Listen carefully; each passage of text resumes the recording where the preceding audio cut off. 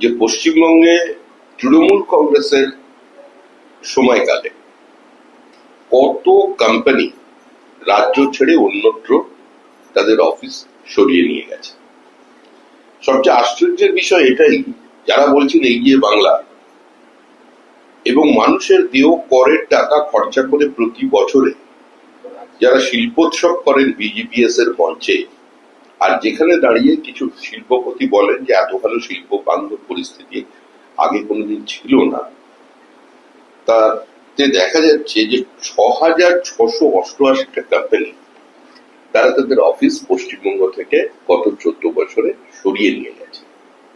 মানে রাজ্যের তৃণমূল সরকারের আমলে এটাই হচ্ছে পরিসংখ্যান। আর যেটা অ্যালার্মিং সেটা হচ্ছে ছত্তিশগড়ের মতো রাজ্যে সেখানে 511টা কোম্পানি চলে গেছে। দিল্লিতে 1277টা কোম্পানি চলে গেছে, যার মধ্যে 20টা কোম্পানি লিস্টেড কোম্পানি। হরিয়ানায় 164টা কোম্পানি চলে গেছে, আরো গেছে সঙ্গে 3টে লিস্টেড কোম্পানি।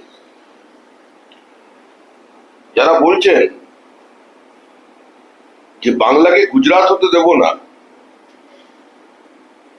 সেখানে 423টা কোম্পানি চলে গেছে, যার মধ্যে 14টা কোম্পানি লিস্টেড কোম্পানি।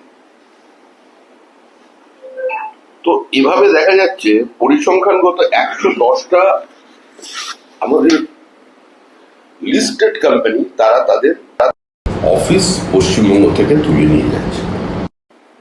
এরপরে যিনি বলছেন যে বাংলা বাঙালির বিরুদ্ধে অত্যাচার হচ্ছে, পরিসংখ্যান অন্য কথা বলছে।